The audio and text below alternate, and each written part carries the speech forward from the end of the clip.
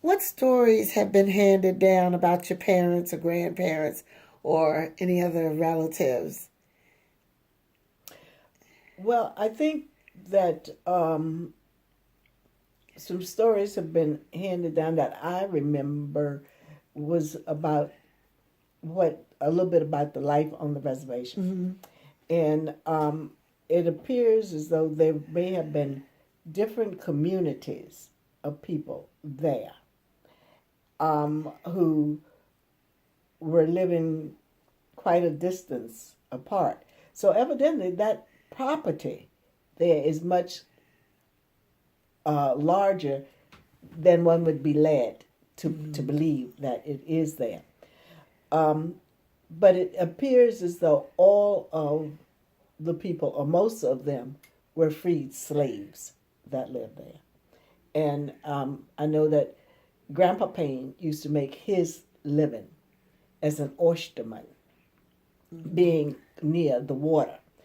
And the same as my mother, who was just across. My dad was at the Naval Weapons Station. Okay. My mother was at Cheatham Annex. When World War II started and the government needed that water property, both of the families or the people on those particular partials of land had to relocate, and they relocated to Penniman Road. So that was how my mother and father met at that time. But from Grandma Payne's side of the family, I can remember that there was a church there that they attended. And I've heard, of course, from St. John as a part of our anniversary each year, the history behind that.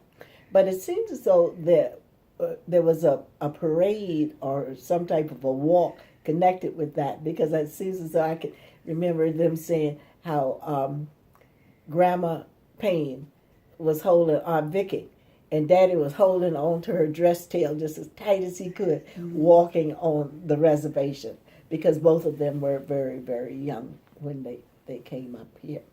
The other thing is that it seems as though even then, Grandpa Payne had property and had his own home there. And a lot of what I have learned, I have been fortunate enough to learn as a result of the history being collected by the Hundley historical group and shared with us at our reunions. But it's been very, very vast. And it's especially true for my children to learn that information that way. Okay. So there was a processional to walk off of the naval base? Oh, I don't When know they about, left? but no, I don't know that. Oh, But okay. when they would have like their celebrations or Okay. whatever, yeah, They would have that. yeah. Okay. Were there any recipes passed down from the family? I don't know about any recipes, but I do know anything that had to do with oysters was something that I really did take on to, because I feel Grandpa being an oysterman and Daddy also doing that. But I know that evidently pound cakes must have come, because when I came back to Williamsburg after having been gone for 40 years, it seems as though to me the Hundleys are really into pound cakes. Absolutely. I can testify to that. Okay. And I can testify that Grandma Payne made the best gingerbread cake Oh, around. okay, all right. Yeah. Okay. Are there any special heirlooms or photos or Bibles or other memorabilia that have been passed down to your family? Not that I know of. However, one of the richest things that a person can inherit is land. And Grandpa Payne did make it possible for each of his 7 children to have a parcel of land and they have passed that down to their children. And I think that that's one of the blessings, because with Abraham, it was the seed, the blessing, and the land. Yes. And we have been fortunate enough to be able to do all Amen. that. Amen. And ours is called Payne's Road. Payne's Road. And people will ask me, well, how did you get that? And it is a delight to be able to say that our grandpa left that to us. Okay. What world events had the most impact on you growing up? And did any of them personally affect your family? I think this World War II.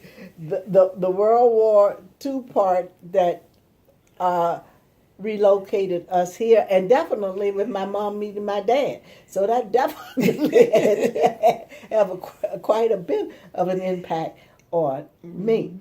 But even with World War II, my dad didn't go, but my Uncle Isaac went, and my Uncle Bernard went to the service. And quite a few on the other side, two of them I know went. And so that had an impact. But the thing that I remember connected with World War II and with St. John, which it was allowed, is that the soldiers would walk up and down Penn Road, and many of them would come into the church. Mm-hmm. The other thing is, with Bruton Heights being there, we would have a USO type of a night for them, and they would come up there. And as a result of it, I got a bottle of Chanel number 10 or 5 or whatever the number was at that time from one of those guys, Navy guys. Okay. How is the world today different from when you were a child or a young adult? Well, it may not be as different as night and day, but it definitely would be as different as dawn and twilight. Because you're asking about change in 82 years. Mm-hmm. And in 75 years, change can really take place in every aspect of everything. From medicine to social events, to education, to there is no area that remains not changed over 75 years. So we think that we are making progress. Mm-hmm. But from my point of view, we are making progress as far as living in the environment in which we are. But I personally do not consider this to be home. And as we prepare more for living here, we are getting further and further away from making preparation for home. Mm-hmm. So I am not totally impressed with any of the progress that has been made. Okay. Because I am not trying to make myself comfortable here. Building up your treasures in heaven. That's what. Well, what accomplishments are you most proud of? That I am focused on what is to come, okay, and not on where I am now. Uncle Isaac used to say, "This is just the dressing room." Yes. He taught us all that. Yes, right. This is just the dressing room. And that is one of the things that I can really say that has been instilled in me, that I would never want to not feed from my heritage. So why are you proud to be a Hundley? Because they were able to live in this world and not conform to it, and still knew where they were, why they were here, and where they were going. Is there anything else you want to share? Well, I'm proud to be a Hundley. I really am. I'm proud to be a Hundley. I am also proud to be a Jordan. And actually, I will tell you this. There were so many people who intellectually knew that my mother's last name was Payne. They knew that she was married to my daddy. They knew that they had 2 children, but they still thought Mother and Irene were sisters. So the families are separate, but evidently very close together. So I'm just very proud. I'm proud to be living in this house where Grandma Payne lived.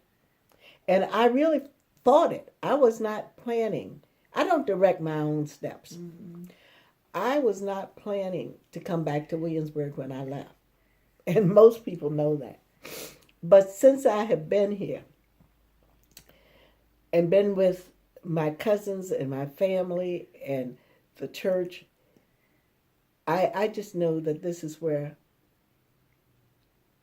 I was supposed to be. I can look out of my back window and know what's going on at my mother's and daddy's house. I can continue to grow as my daddy did, and I'm sure as Grandma Payne did, and the other Hundleys. And when their time comes to go, I can say what I truly believe. To live is Christ, but to die is gain. I've been blessed to have traveled a lot, seen a lot,